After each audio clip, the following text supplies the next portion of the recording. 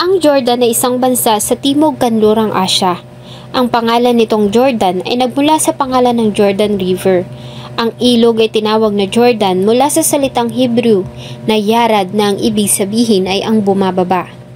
Ang Jordan ay kilala sa larangan ng sining, pagguhit, paglilok at fotografiya. Dinarayo din ng mga naglalakihang museum ng Jordan kung saan matatagpuan ang mga mahahalagang artifacts na nakita doon, gaya na lamang ng Dead Sea Scrolls, ang Neolithic limestone statue ni Ain Ghazal at ang kopya ng Mesha Stele.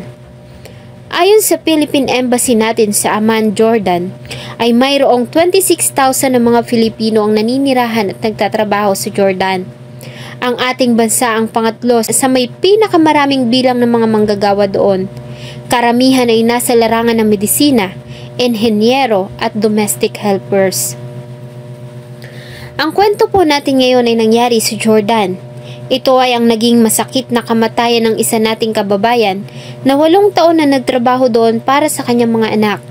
Samahan niyo po akong balikan ang kalunos-lunos na sinapit ng kababayan nating si Mary Grace Santos sa Jordan. Bago ko po simulan ang ating story, sa mga bago po sa channel ko, please hit the subscribe button at pakipindot na rin po ang ating notification bell para ma-notify kayo sa mga bago nating upload na videos. Tulad ng ibang OFW, ay nilisan ng 26 years old pa lamang na si Mary Grace ang bansa para makipagsapalaran sa Jordan. Hindi kasi sapat ang kanyang kinikita dito sa Pilipinas para matustusan ang pangangailangan ng 2 niyang anak na babae.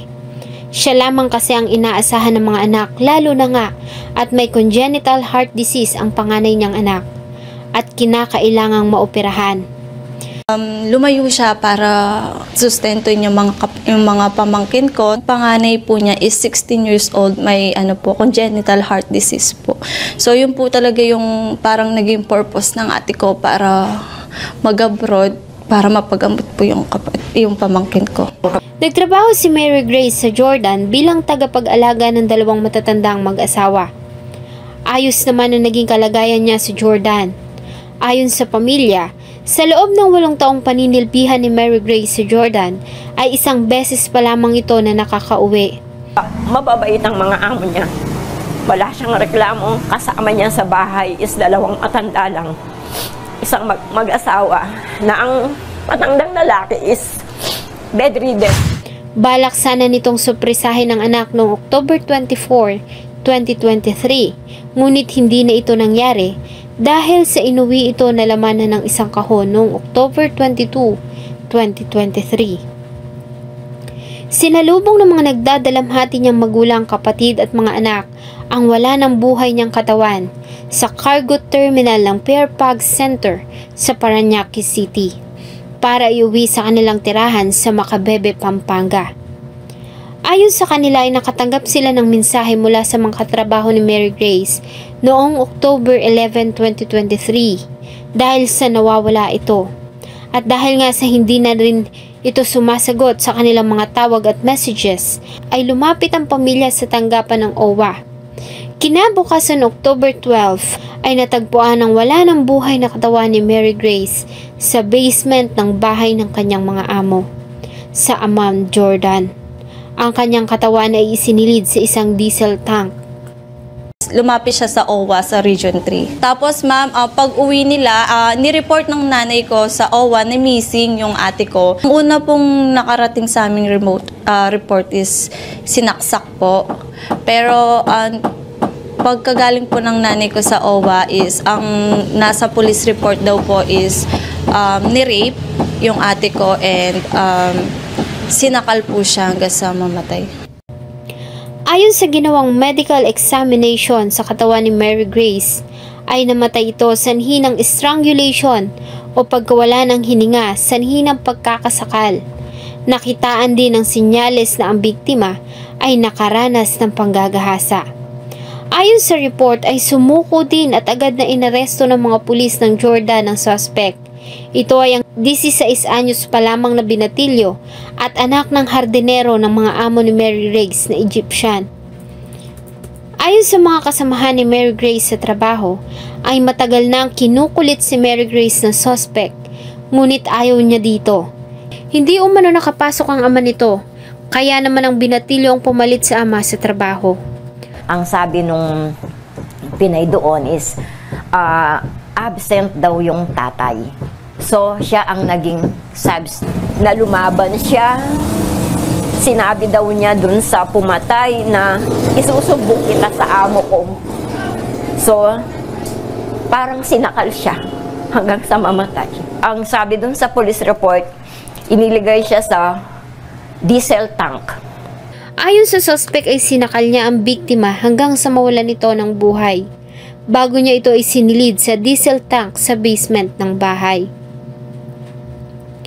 Ang suspect ay nasa pangangalaga ng mga pulis ng Jordan, at ayon sa ating imbahada, ito ay hahatulan ng pinakamabigat na parusang kamatayan dahil sa ginawang pamamaslang. Gayunpaman, dahil sa ito ay minor de edad ay kailangan pang maghintay ng 2 taon bago ipataw ang parusa. Kami na po ang bahala dyan. Pinaaresto na rin po natin yung gumawa yung karumal-dumal na krimen na yan. Sir, Po, nakakulong na, mag-trial yan sa prosecutor. Aabangan natin kasi ang problema natin bata eh. Basta update namin yun. Labis naman ang hinagpis ng pamilya, lalo na nga ang ina ni Mary Grace at ang 2 anak dahil sa hindi makataong sinapit ng kanilang ina si Jordan. Kung bibitayin siya is parang hindi pa sapat yung isang bitay, 5 bitay pa. Walang kapatawaran ang ginawa niya sa mama ko. Hindi niya man lang naisip na meron siyang mga anak na binubuhay. panawagan ko po ngayon ay hustisya. Hustisya para sa kanya, alang-alang sa kanyang mga anak. Hustisya po. Nangako naman ang tanggapan ng OWA na magbibigay ng kaukulang tulong sa pamilya. Meron po kasing programa ang OWA na pag namatay po ang ating OFW, yung kanyang mga naiwang anak, isa po doon pwede po natin bigyan ng special education assistance. Hanggang makatapos po yun, meron po siyang matatanggap. Si Mary Grace ay inihatid sa kanyang huling himlayan sa isang pribadong sementeryo sa Santa Rita, Macabebe, Pampanga. Ang pangako ng kanyang mga anak, kahit pa nga wala na ang kanilang ina, ay pipilitin nilang makatapos ng pag-aaral. Tutuparin umano nila ang pinangako nila sa ina. Pasalamat po ako sa mama ko kasi kahit malayo siya, ginagawa niya ang lahat para lang mabuhay kaming magkapatid. Hindi matutumbasan ng kahit anong material na bagay ang pagmamahal namin sa kanya. Tulad ng pinangako ko nung buhay pa siya, magpapakatapos kami para sa kanya. Tutuparin namin yung mga pinangako namin sa kanya nung buhay pa siya.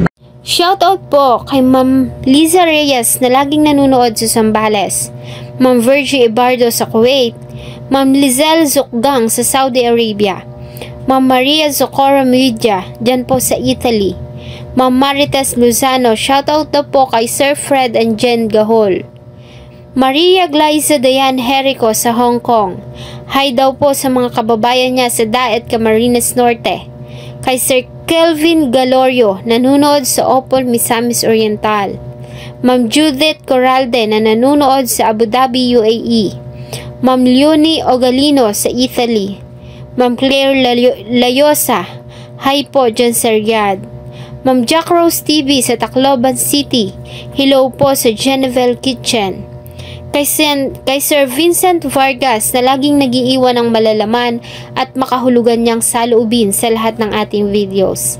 At sa inyo pong lahat na laging nakasubaybay sa atin pong mga videos, marami pong salamat. Huwag niyo pong kalimutang mag-iwan ng inyong saloobin at suggestion sa atin pong comment section. Thank you so much po and see you in my next video.